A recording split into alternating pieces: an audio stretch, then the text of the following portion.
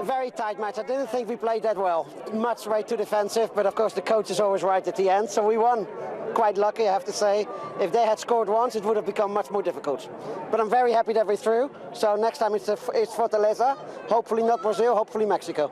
Was great, was great. We love Brazil, we love the match. We're going to beat Brazil in the final.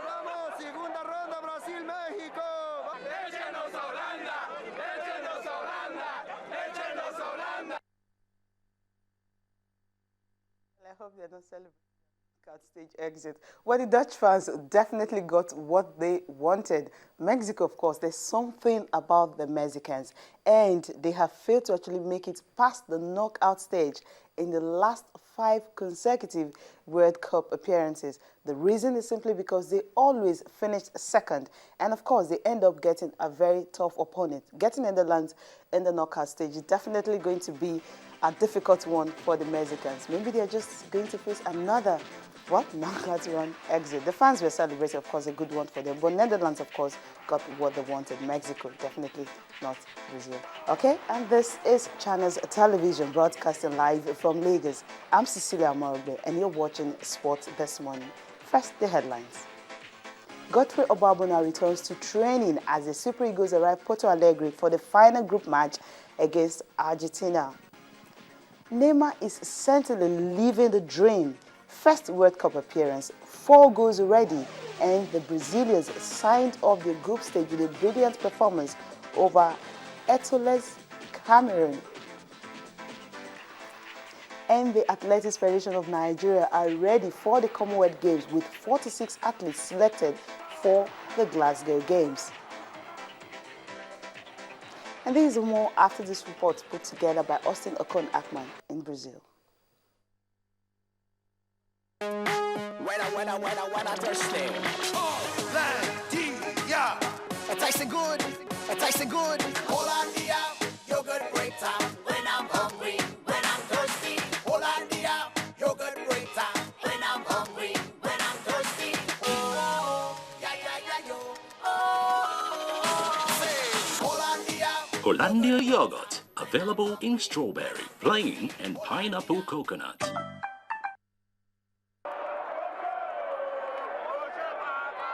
Nigerian fans started celebrating when Osaze Odewinge scored a goal that shot the Super Eagles to second on the Group F table. When the referee's final whistle went off, the jubilation with the trumpets began. No drums at this stage, as FIFA had a ban on it.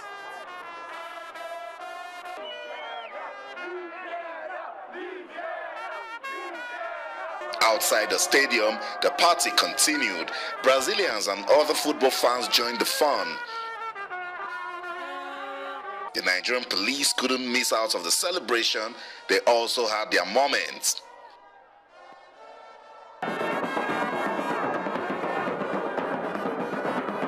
Then they rolled out the drums and the actual party started. Nigerians gave the people of Cuiabá a mini carnival.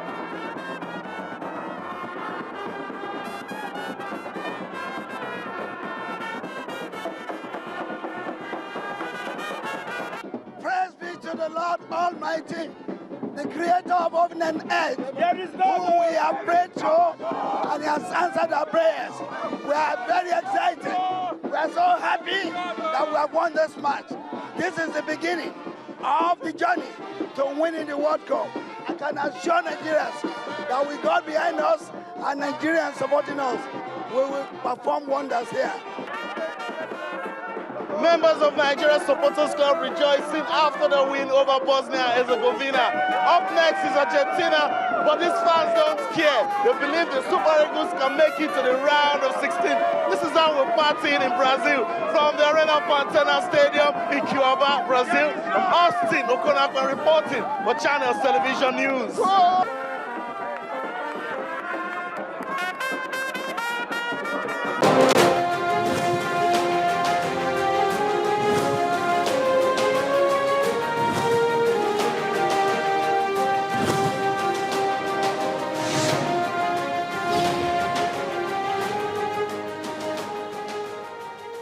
Well, that was the party in Brazil after the game against Bosnia-Herzegovina. Of course, hopefully we get a party like that after the game against Argentina. I'm just keeping my fingers crossed. It's definitely possible because that day is the birthday of Nigerian Football Federation president. And of course, he won the birthday present. Austin got one for himself because on that day that Nigeria defeated Bosnia, it was his birthday. Definitely the Super Eagles will also want to, see if they can give Aminu Megere a birthday present. That day is also Lionel Messi's birthday. So many people celebrating their birthday this June. Of course, well, Tayo Salam is here. Tayo? Yeah. Ready to party? Yeah. I don't know about that. We'll party. We'll see on Wednesday. But amazing scenes there, and you can understand why. After the game against Iran, there was nothing like this. Nothing like this at all. So this is what happens when you actually get to win and you play well. So congratulations to the Eagles one more time. And hopefully against Argentina tomorrow, they're able to actually come up with something good out of that game.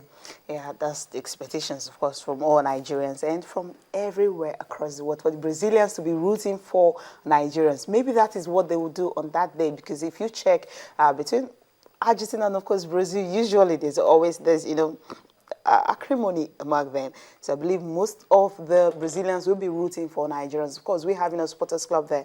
Definitely, it will be a huge one for the Super Eagles, and that will spur them on to perform. Now, well, let's get started on the show, of course, starting with what is happening at the Super Eagles camp. Reports reaching us is the fact that Godfrey Oboabona trained with the team yesterday when they arrived at Porto Alegre. Yeah, good news, definitely, for the country. Oboagbona and Omero were actually supposed to be the first choice and pairing for the country, but unfortunately, after that game against Iran, where he got injured, he hasn't appeared for Nigeria. So it's a good one that he's really back in training now. And but the good thing is for Stephen Keshi now is Oboagbona, if he's really ready to go for Argentina tomorrow, I wonder what he's going to do with Joseph Yobo, because Yobo has really come into the team and has done a very good job. I think they can retain that partnership because with the way he marshaled the defense in that game against Bosnia, it shows that Yobo, it's as if he's getting younger, the older he gets, the better he becomes, I just hope that he gets to play, and of course, that will be his 100 caps for Nigeria. Yeah, and that's a decision for Stephen Keshi to make. Like I always say, you can't have too many players. You can't have too many options. But you can actually want to, allow a particular player, to, get what he wants. Yeah. David Villa was actually given the chance, to sign up on the high. Yeah, that's what I was saying. Yobo's coming and he's done a great job. There's no doubt about that. We saw him against Bosnia. I thought it was very instrumental to Nigeria's result in that game. So, but Stephen Keshi will have to make that final decision on game day. And I'm thinking for coaches, it's a good edict to have when you have one or more options for a particular position. So it's better than not having any option at all. And any options, of course. Maybe Oboagbona might get to come in the second half because you wouldn't want to rush. You wouldn't want to rush him into the game. Yeah. Exactly. Yeah. So if maybe Joseph will get to start, of course, play the full game and of course make his 100 caps, and we get to the knockout stage. Oboagbona will always have time to play. Yeah, hopefully, but we're not in the knockout stage yet. A lot will still depend on the Argentina game. Yeah, definitely. And the result for yesterday, Group A, you have Cameroon and Brazil ended in favor, of course, the Brazilians. And Neymar scoring 2 goals in that game. And, of course, scoring the 100th goal of the FIFA World Cup. And, of course, Brazil, definitely a wonderful one for them. Mexico and Croatia, of course, it was always going to go the way of the Mexicans. But the scoreline was a surprise to me. Yeah, definitely disappointing way for Brazil and for Croatia actually to end the World Cup campaign against Mexico. You expected them to actually come to the party and do a lot better, but Mexico clearly were the better side in that game. So congratulations to Mexico. Remember last year in 2013, actually they sacked the coach because after losing a game to Honduras at home, they sacked the coach, and at that time Mexican football was looking like it was in turmoil, but they've been able to bounce back. So congratulations to them and the new coach Miguel Herrera has done a very good job. But going to Brazil, Brazil, that game was amazing. That game was electric. Like, it was really electric. And I remember I got home after a long drive and I was feeling very weary, very tired. And once the game kicked off, I don't know why I got the energy from, because it was an amazing game. Watch the whole game. Yeah, thanks to Neymar. Neymar is awesome. I said it before the competition started. He has to be the man of the tournament for me. A lot of people feel he's still too young to actually make his mark at the World Cup. But I think he's done so far. Well. He's scoring 4 goals so far. I mean, he's the highest goal scorer currently now, because Aaron Robben failed to find the net yesterday, of course. If he had, he would have been on 4 goals. But Neymar, of course, is a man to actually watch in this tournament. And these are the Brazilian fans, of course, watching the game and celebrating the victory. At every goal, of course, they actually enjoy themselves. And definitely. And now we have to give a shout out to Cameroon as well. They didn't really roll over. Yeah, despite they got a goal at least. Yeah, despite what the scoreline suggests, they actually had a few moments, a spell in the game where they were on top. But then Brazil's quality came to bear eventually. So congrats. I don't know what to say. Congratulations for losing 3 games. Come on. No, you don't get any congratulations for that. Yeah, definitely. Sorry, Cameroon. Okay, the Spaniard teams, of course, they immediately after the game against Australia, where they were leaving, they left. Right now, I believe they should be in Spain by now. They left last night, of course, the players working there, but they actually left on a high, having to win their last game against Australia with David Villa, finding the back of the net, and also one matter. And of course, you get to have Fernando Torres scoring. Of course, I don't know why they had to save the best for last. I think this should have been the way they would have started. And of course, Pepe Reina, good one for him. He did not concede any goal when he was given the opportunity to actually be at the post. Yeah, I'm not trying to undermine the results, but they were playing Australia. The previous games they played were against tougher opposition, so you can understand why. But then it's just mere consolation for Spain. Defense of their title has been horrendous, and they'll go home and lick their wounds, definitely. And decisions still have to be made on Del Bosque. Will he actually continue on the job? And we have players. He will definitely. The FA has given him the backing. Yeah, but he has to decide as well. He says it's going to reflect him as well. Himself. So he will have to think about it very well before giving the FA his word. And the players already retiring from football as well. We heard about Xabi Alonso is gone as well. So I'm sure a few players will leave as well. Yeah. But they're not so old. I don't know why they're leaving. I mean, maybe Xabi might just leave. Of course, David Villa, of course, he has signed off on a very good note. And of course, Xabi Alonso, those two we know are definitely will not be part of the Spanish squad when they're playing their next European Championships. Yeah. Okay, moving on from that, now we just take a look at the second round pairings for the games. Those teams that qualified for the second round, that's the knockout stage. Brazil and Chile and Netherlands and Mexico. One thing about the Mexicans, their last 5 World Cup appearances, they've not been able to move past this particular round. Wow. Look at the first fixture right there. Brazil, Chile. South American derby. That's going to be like fire. It's going to be a cracker. There's no doubt about it. When those two teams actually meet, it's always very interesting and very exciting. So I'm looking forward to that one. The Netherlands and Mexico. I see a lot of people tipping Netherlands to actually win that game, but it won't be easy. The Mexicans have shown in this tournament that they're a very good side, very decent, and very solid. Yeah, with Guillermo Ochoa in goal as well, too. Solid goalkeeper. So it won't be as easy as a lot of people think it will be for Holland. But that Brazil-Chile game, I'm looking forward to it. That's going to be a firecracker. Okay, we'll just take a look at the matches for today. Group C, of course, you have Japan and Colombia, Greece and Cote d'Ivoire. Then Group D, you have Italy and Uruguay, Costa Rica and England. I'm interested in Cote d'Ivoire and Greece. Yeah, absolutely. The Ivorians, they're actually well placed to qualify for the second round. They have 3 points already now. And so all 3 of them can definitely still qualify. Exactly, yeah. So, but the good thing for them is they have the fate in their own hands. all they have to do is ensure they get a positive result against Greece in the final group game. Colombia is through already to second round. I don't really see them taking it easy against Japan as well. So I expect Colombia to actually get a result in that one. They will top the group comfortably. And the remaining teams will battle for second position. I think Cote d'Ivoire can actually do it. They can do it for Africa.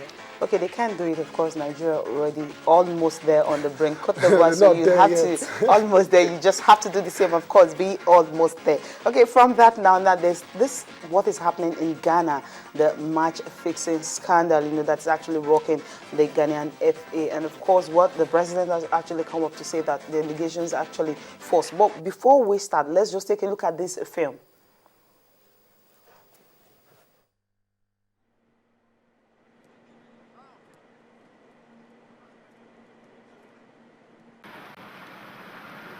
It is up to the powers that be, so far as the game is concerned, to take whatever punitive measures that they think they need to take.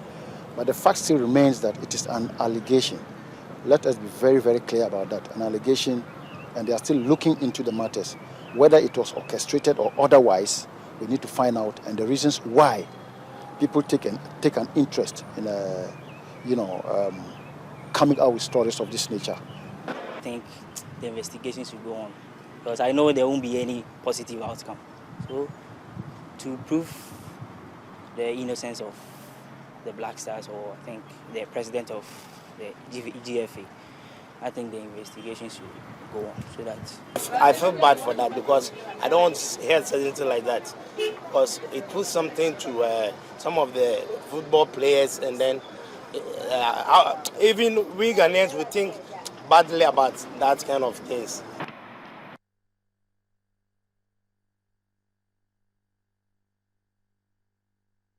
Really can't get that fame. We actually wanted to, actually see what happened, how the undercover reporter was able to, get something out of a man who actually according to the Ghanaian Football Federation president, he said he's not part of the FA, but according to the reporter, of course, the news from the Telegraph, the man is part of the FA, where he was saying that they can actually, take a look for people that can bet, for the Americans to defeat Ghana. Well, FIFA has already said they are looking into that particular match facing scandal. If we get the film, of course, we get to show that to you tomorrow, and of course, you get to judge for yourself if the Ghanaians were there free from it. But FIFA have already started investigations into it. Well, we'll end this part now with the highlights coming from day one of Wimbledon. Of course, someone will be joining me after that particular highlight to talk about the Commonwealth Games and how prepared the Athletics Federation of Nigeria is for the Glasgow Games.